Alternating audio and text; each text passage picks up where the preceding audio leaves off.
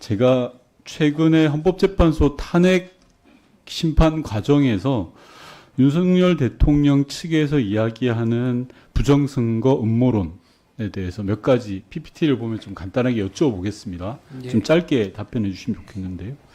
뭐 오늘 나왔던 이야기도 있어서 중복될 수 있는데, 첫 번째는 국정원의 점검 요구에 선관위가 불응했다라고 하는데, 제가 알기로는 국정원이 점검 대상으로 요청한 업무용 PC를 전량 제공한 걸로 알고 있습니다. 과장님 맞습니까? 예, 서버 정보 다 제공했고요. 말씀하신 대로 PC도 요구하는 거에 대해서는 다 제공을 했습니다. 네. 그다음 두 번째로 데이터 조작이 가능하며 방화벽은 무용지물이다라고 했는데, 앞서 일부 질의가 나왔습니다만 자체 보안 시스템을 일부러 적용하지 않은 측면이 있고, 이 방화벽이 사실상 무용지물이라는 주장이 맞습니까, 과장님? 어떻습니까? 점검을 원활하게 진행하기 위해서 일부 보안 시스템을 해제한 상태로 진행한 게 맞습니다. 네. 선관위 보안 프로그램 비밀번호 단순하다. 이거는 일부 인정했죠. 그런데 곧바로 조치를 취했다라는 게 선관위 입장 아닙니까? 네, 맞습니다. 네 번째로 시스템 보안 관리회사가 소규모고 전문성이 부족하다라고 윤석열 대통령이 이야기합니다. 하지만 해당 업체는 과기부가 지정하는 정보보안 전문 자격을 모두 갖춘 업체라고 알고 있습니다. 과장님 맞습니까? 예, 맞습니다. 보안 정보보호 전문 서비스 기업으로 지정된 업체입니다. 네. 그리고 윤석열 대통령은 4월 총선을 앞두고 개선했는지 도저히 알 수가 없더라. 그래서 비상계엄을 했다라고 하는데, 제가 알기로는 총선 전에 정당 참관인 입회하에 2차례나 국정원과 합동으로 이행 여부 현장 점검을 시행한 걸로 알고 있습니다. 과장님 맞습니까? 예, 맞습니다. 그리고 또 하나, 윤석열 대통령은 선관위 장비 제작 업체가 BTN이라는 업체가 있는데 쌍방울 자회사다라고 합니다. 이 장비 제작과는 무관한 회사 아닙니까, 과장님? 어떻습니까? 그에는 저희 프로그램 위탁 운영 업체입니다. 예, 전혀 번지수를 잘못 찾았죠. 예, 맞습니다. 예, 과장님 수고하셨습니다. 도대체 윤석열 대통령이 헌재에서 주장하는 부정선거 6가지 주장 맞는 게 단 하나도 없습니다. 허위 날조 주장을 헌재에서 설파하면서 본인의 비상계엄 선포가 합당하다고 이야기하고 있습니다. 그리고 이를 듣고 바라보는 극렬 지지자들은 한순간에 폭도가 되어서 헌재를 위협하고 있는 그런 형국입니다. 다음 PPT 한번 봐주십시오. 제가 후보자께 여쭙겠습니다. 앞서 많은 의원님들이 지적하셨지만 윤석열 대통령의 부정선거론에 어떻게 생각하냐라고 했더니, 빨간색을 보시면 저게 후보자 의견입니다. 구체적 의견을 밝히는 건 적절치 않다. 그리고 오늘 답변도 쭉 저렇게 이야기해 주셨는데요. 후보자께서는 법관으로 수십 년 동안 재직하셨잖아요. 그죠? 예, 그렇습니다. 다음 PPT 한번 봐주십시오. 부정선거 음모론에 대해서는 이미 대법원에서 판결이 나와 있습니다. 확정 판결. 저희가 오늘 인사청문회를 하는 건 판사로서 후보자에게 여쭙는 것이 아니라 법으로 어떻게 결정돼 있냐, 그리고 앞으로 선거관리위원회 임무를 하시게 될 텐데 선거관리위원으로서 어떻게 보냐라는 부분이거든요. 부정선거 음모론, 이게 실체가 없는 게 확실한 거죠, 후보자님? 예, 부정선거는 없었다고 생각을 하고 있습니다. 네, 좋습니다. 다음 PPT 한번 봐주시면요. 제가 또 후보자께 윤석열 대통령 내외의 공천 개입에 대해서 질의를 했더니, 후보자께서는 서면으로 개인적인 의견을 밝히는 건 적절치 않다라고 이야기를 하셨습니다. 이게 명태균 씨의 황금폰에 나오는 이야기이고, 국민의힘 모 의원님에 대한 이야기입니다. 물론 법관일 때는 개인적인 의견을 밝히는 건 맞지 않다고 생각합니다. 다음 PPT 보시면요. 박근혜 전 대통령의 새누리당 공천 개입, 이 부분도 후보자께서는 법관 출신이니까 잘 아시겠죠. 대법원 확정 판결이 난 거 아닙니까? 예. 맞죠? 예. 자, 그러면 대통령 내외의 공천 개입에 대해서 보다 당당하게 이야기를 하셔야 되는 거 아닙니까?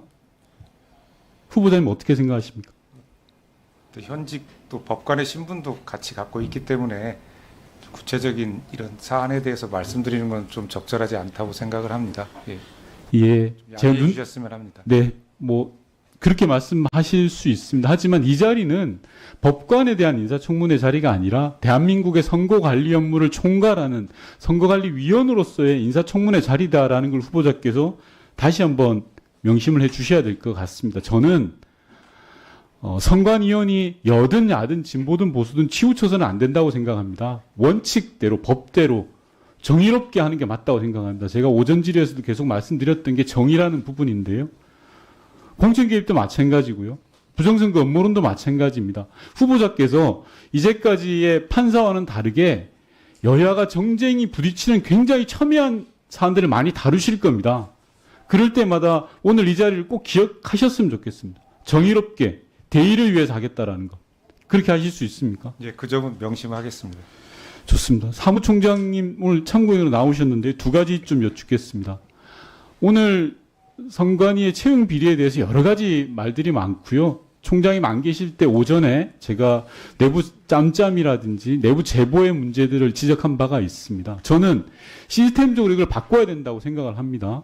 그래서 몇 가지만 딱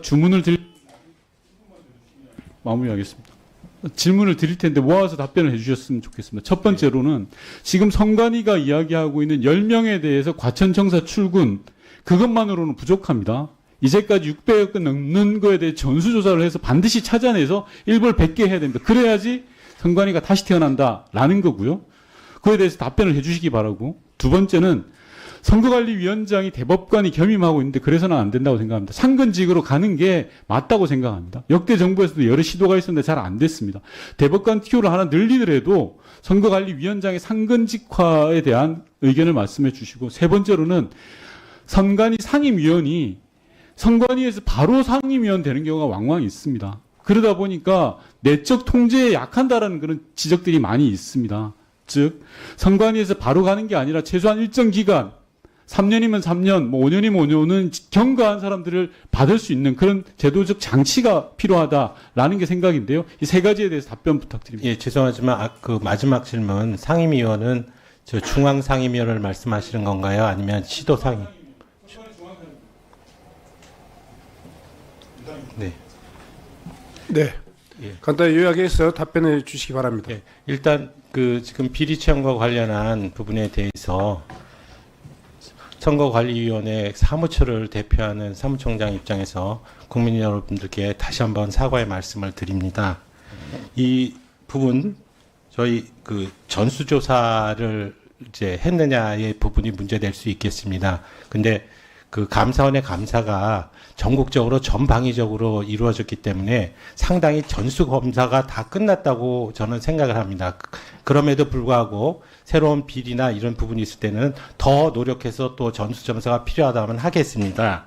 그리고 이 문제됐었던 그 10명의 사람에 대해서는 지금 아까 말씀드린 대로 저희가 여러 가지 그 방안도 연구를 하고, 다만 말씀을 드리는 내용이 적법 절차에 의해서 이 징계를 하더라도 하고 취소를 임용을 취소하더라도 해야 되기 때문에 일단은 대기 발령 조치를 취한 것인데요. 저희들이 좀 더 연구를 해보겠고, 사실은 또 본인들도 책임질 부분이 있으면 스스로 책임져 주기를 원하고 있습니다. 그 다음에 위원장 상직화에 대해서는 여러 가지 문제가 있을 수는 있는데 일단은 저희들 입장에서는 동의한다는 의견을 드렸고요. 이 부분은 헌법에 문제가 있기 때문에 개헌적 요소가 동반되지 않으면 사실상 어렵습니다. 다만 선거관리위원회 그 법을 통해서 현재 체제에서 움직일 수 있다면 저희가 우리 상임위원회에 보고를 드린 걸로 알고 있는데요. 국회나 그 대통령, 대법원에서 상임위원을 3분 선택을 해서 임명을 하시고 그 상임위원을 구성하고 그 6년의 임기니까 2년씩 호선에서 돌아가는 방법으로 이 위원장을 상근제를 실시할 수는 있다고 생각을 합니다. 그리고 상임위원 제도에 이제 관련해 부분에 대해서는 지금까지 그러니까 지금 말씀하시는 것은 사무처를 통해서 예를 들어서 사무총장을 지낸 사람이 상임위원을 오거나 이런 부분들이 업무의 연속성을 가져서 실질적으로 사무처를 상임위원이 관리 감독하는데 어렵지 않겠느냐 이런 말씀을 주신 것으로 이해했습니다. 이런 부분 충분히 공감할 수 있는 영역이 있기 때문에 그러나 지금 당장 이 상임위원 제도가 가지고 있는 내용이 좀 복잡하고 실질적으로 그러니까 위원장이 상근자가 되는 경우에는 이 상임위원 제도가 사실은 형해화될 수가 있기 때문에 그런 점까지 전부 고려를 해서 저희들이 검토를 해보겠습니다. 네.